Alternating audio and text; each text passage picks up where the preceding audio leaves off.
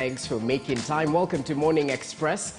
Of course, as Trix mentioned, we'll bring you up to speed with the latest news making headlines on Press Review. On Political Point, we'll evaluate the latest political intrigues in the country. From the coronation of a cultural kingpin, we'll also take a look at the movements of the three political figureheads in the country. Raila Odinga in Kisumu County trying to consolidate his base ahead of President Uhuru Kenyatta's visit next week during Madaraka Day celebrations. We'll also evaluate Ruto's trip to the coastal region and the bag of goodies in terms of economic developments that he foresees for the coastal region going forward. This and much more coming your way right here on Morning Express. So sit back, relax and enjoy. Okay, so before we get into all that, let's take a look at what's making headlines, and we'll start off with international agencies and let's see what they are prioritizing. We're starting off with the region, and the front page of the Daily Monitor this morning is Anita Among, elected Deputy Speaker of Parliament. You're told Ms. Among, pictured down there, who was endorsed by the ruling NRM as the party candidate for the post, got 414 votes, while her closest contender, Mr. Nasibambi, got 35, and of course that's a victory for NRM. And then we have Olanya beats Kadaga to become Speaker of the 11th Parliament. The first sitting of the 11th Parliament was chaired by Chief Justice Alphonse Owiny Dolo and attended by President Museveni. As well as more here from the security angle, we have policeman slashes his way to PhD, and by slash means he actually just succeeded in that.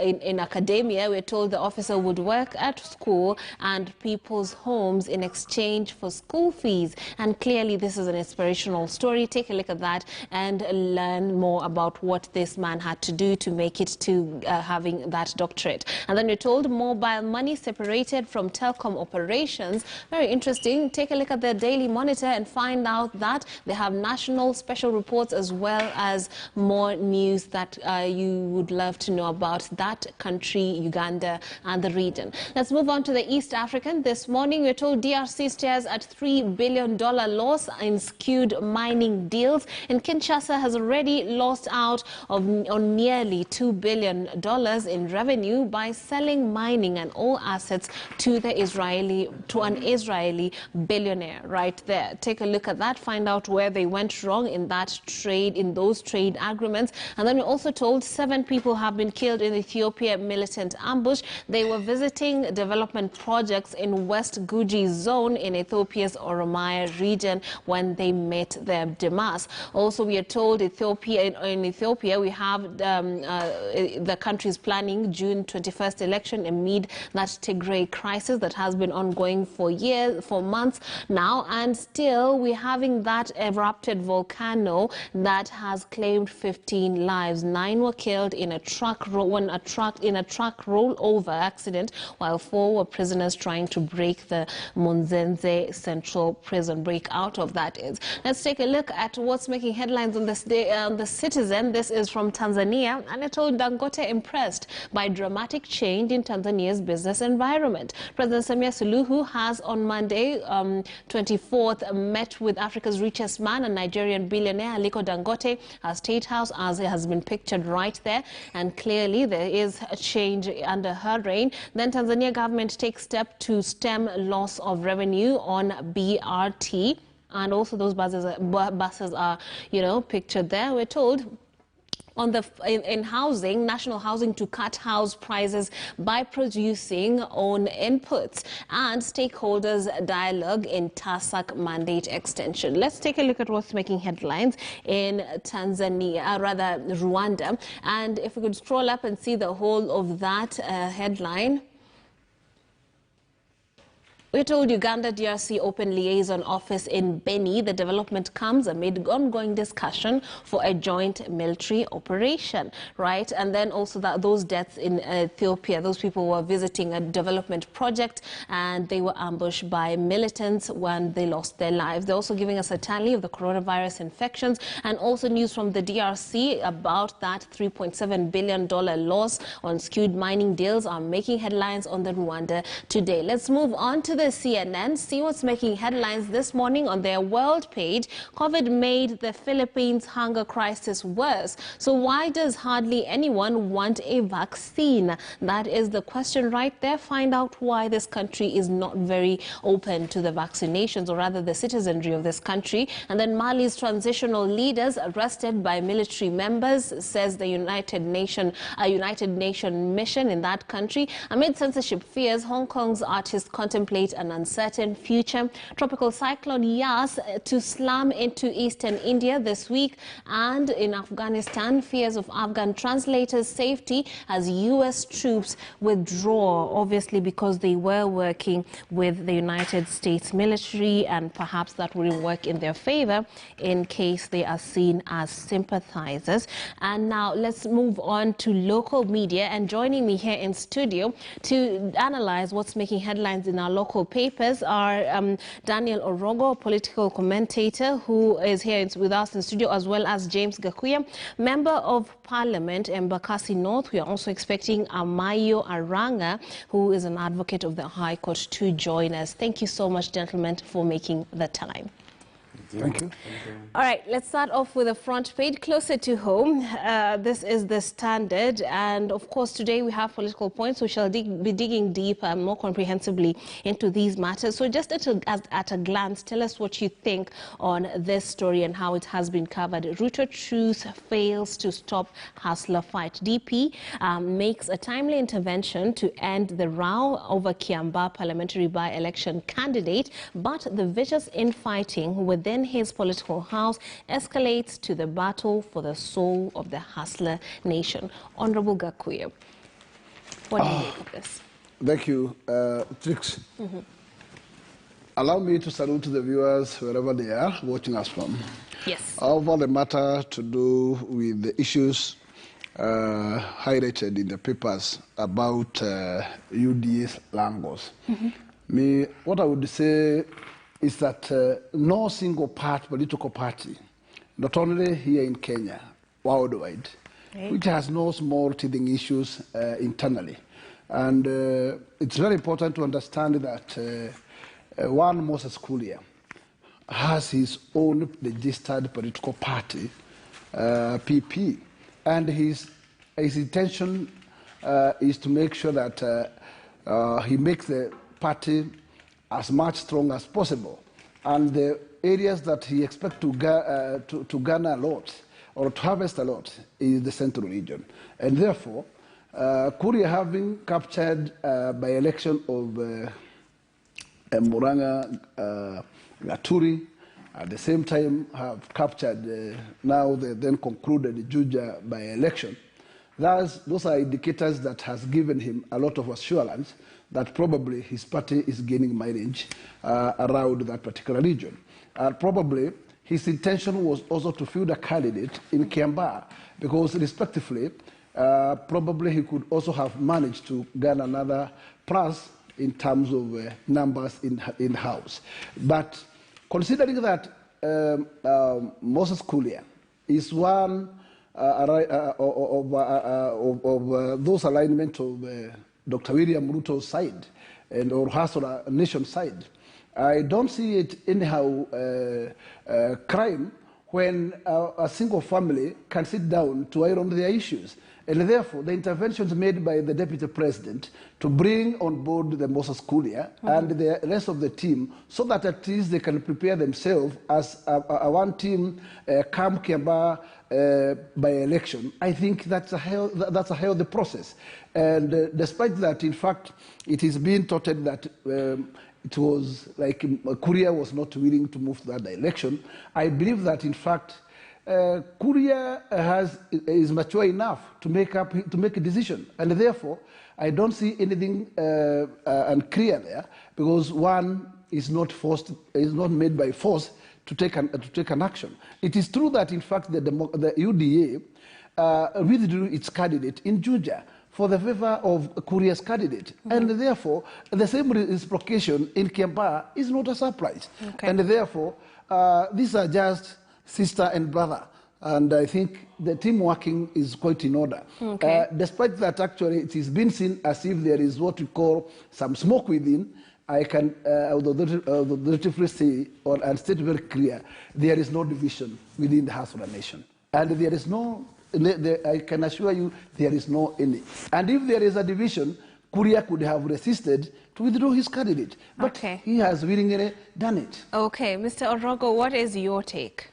Well, one of the things that I confidently always, affirm is the fact that by the formations of any political party, there comes a time when there is jostling all about filling positions, power, and trying to strategically put one person towards one end.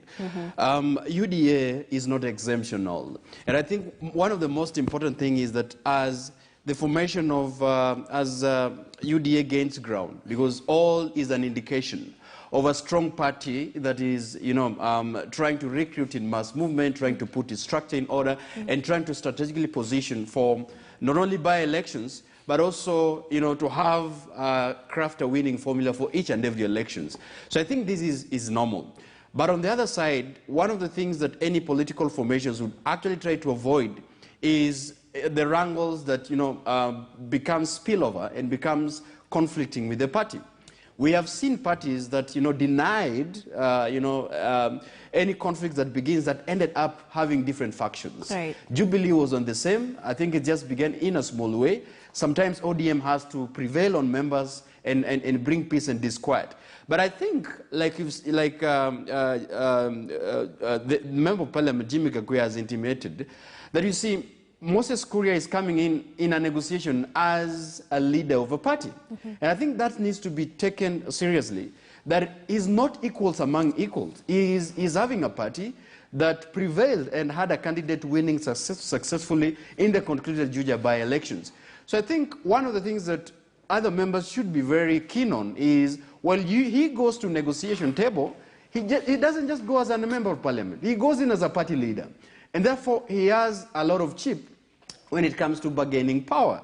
And I think I've seen even on the newspaper that he admitted that he is not coerced. He made a decision out of, respecting, out of goodwill. But I think there is a lot of no coercion, and there is a lot of middling, and there is a lot of trying to agree on the candidature for the UDA party when it comes to Kiambaa by-elections. And I think most of it is to unfold. One of the things I would like to say, that UDA should avoid referring democracy as early as possible as now. Okay. Yeah. Now, also another big story this morning has to do with the Building Bridges initiative. On the front page of the Daily Nation, we are told BBI reggae still on. Raila assures fans. That's what they're calling the supporters. ODM leader Raila Odinga said the BBI will overcome the legal setback that has stalled the constitutional reforms campaign, with a declaration that nobody can stop reggae. Now, we can learn more on that, and we shall be digging deeper into that later on.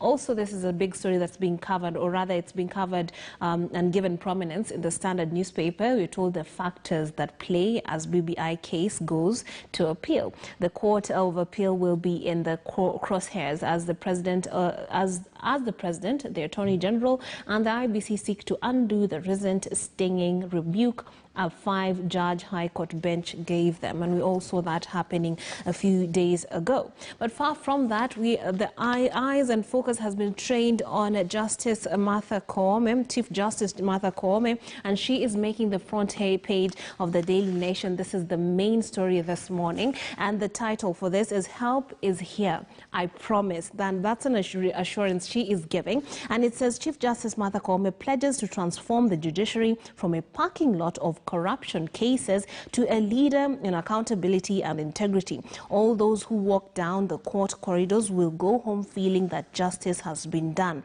she vows as she takes office. This is also a similar angle that has been taken by the Standard. Says CJ Koome's style begins to show as she takes office, and it's a play on words because also she is not wearing that white wig that most of these judges use. Now, Honorable, why am I forgetting your name? Mheshimiwa Gakuya. Why am I forgetting your name this morning? Mheshimiwa Gakuya, what's your take on her style of leadership so far? My view on this is that actually, first and foremost, is that it seems that she's a go-getter ready. Yes. She has fought a very big fight, and finding herself a slot in that big office, it tells you that she's a go-getter. My take is that once you assume to a position, whichever position, you are the one to create the drive of that particular phase. Yes. And therefore, all the eyes are on you because you become the driver. In judiciary, we have issues that actually most of them she has mentioned. One is that element of delayed cases, yes, which are taking a tune of between 3, 4, 5 years.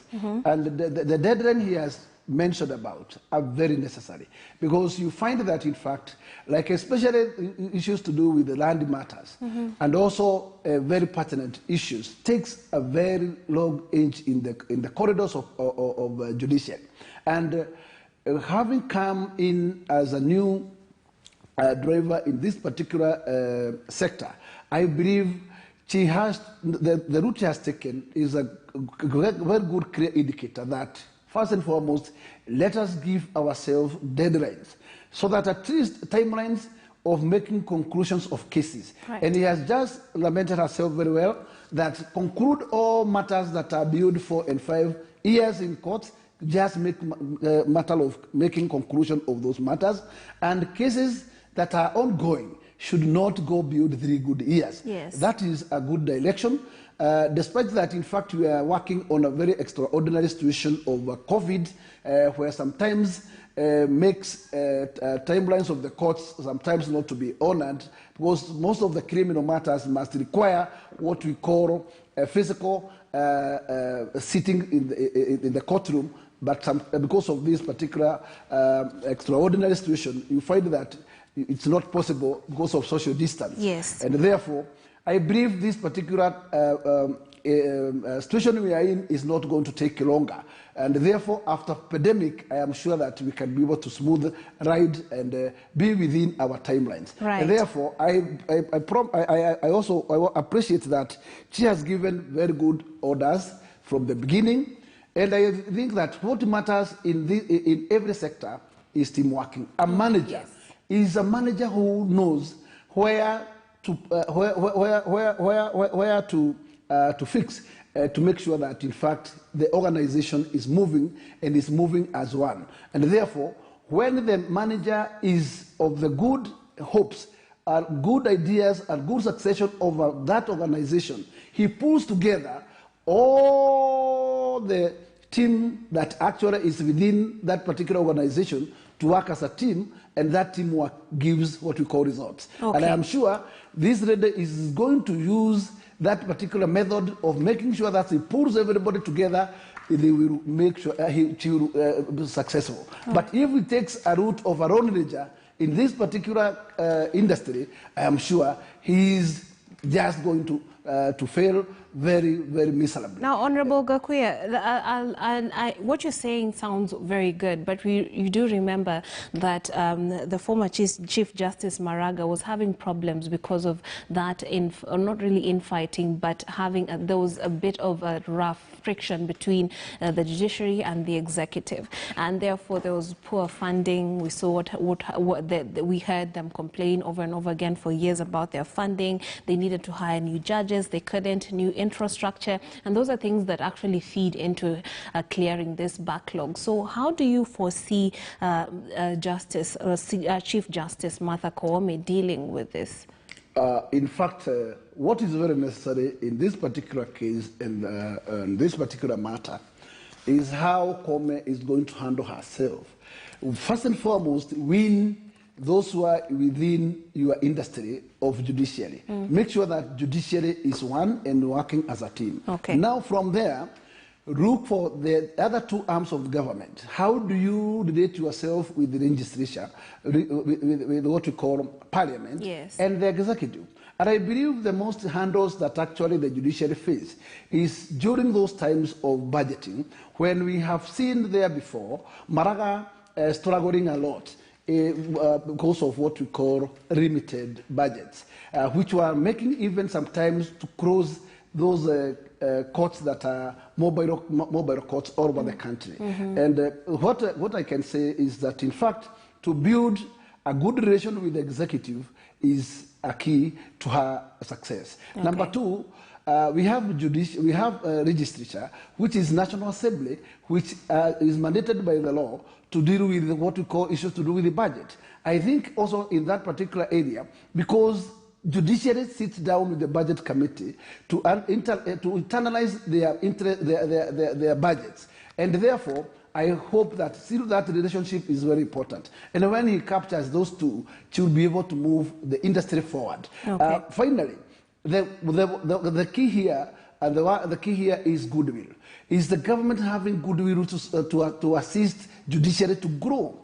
That is where the key starts. Because we have seen the head of state ignoring to inaugurate or to put into work already vetted 41 number of judges. Yes. And to me, that to me is not a good direction of working relationship. Therefore, when we shall come out of those barriers, I think then we should move somewhere. And I think for her to achieve the goals that she's headed to do, to make sure that the works are moving to her expectation, first and foremost, to make sure that he persuades the executive, first to make sure that it recognizes the 41 judges that were vetted to be in the benches, so that also her work becomes easier. If that is not the case, if there are a questionable number of them who are amongst the 41, then the executive should disseminate and make sure that they distinguish who can be able to be taken to the bench and those who cannot be able to meet the threshold, then can be dropped, so that those particular positions can be filled by others, and therefore makes the judiciary to move forward. Absolutely. Now, on page 14, or rather 15 of the Standard this morning, we are told, ignoring the legal wig, or rather ignoring the legal wig aside, what will Chief Justice Martha Koome's style be? And of course, pictured there is the Deputy Chief Justice Philomena Mwilu on the left as well, and her on the right without that wig, perhaps an attempt to be more personable. And then we're having here a breakdown of what she did, the little things that she's doing even right now are being scrutinized, and I guess the press is trying to see how this would reflect on her overall leadership style. We're told what she did. Number one, she avoided the wig, invited others to talk when it was her turn to, was reconciliatory yet firm, and says acknowledged her peers and front runners, and was all smiles all through. Now, Mr. Orogo, do you think these are indicators of the kind of boss she would be, judiciary boss? Well, yeah, definitely, because one of the things that we being live to the fact that Trixie, she is the president of the Supreme Court, which is the third arm of the government. And to that extent requires someone with personality of her nature, because most of the cases that she is going to handle, either at a lower profile or a higher voltage cases, requires a little bit and much experience in terms of reconciliation. Yes. In terms of, listening and listening actively, and interpretation of the cases as that requires. And I think before we go to this, you were reading that she's joining a number of other Supreme, other presidents of other Supreme Court in different jurisdictions. And one of the personalities that, Lady Justice Martha Koome displayed, and in her swearing in, is the fact that she is willing to reach out to the executive, willing to redeem the image and, the relationship that the executive have been with the judiciary. Yes. And I think this is very important, because far from, the stagnation of the cases, far from, the dented image of the judiciary, it bequeathed Lady Justice Martha Koome as the president of the Supreme Court to try to resolve, because the Constitution is very elaborate on the working nature of these three arms of the government. That one, they're interdependent, but also independent to their nature.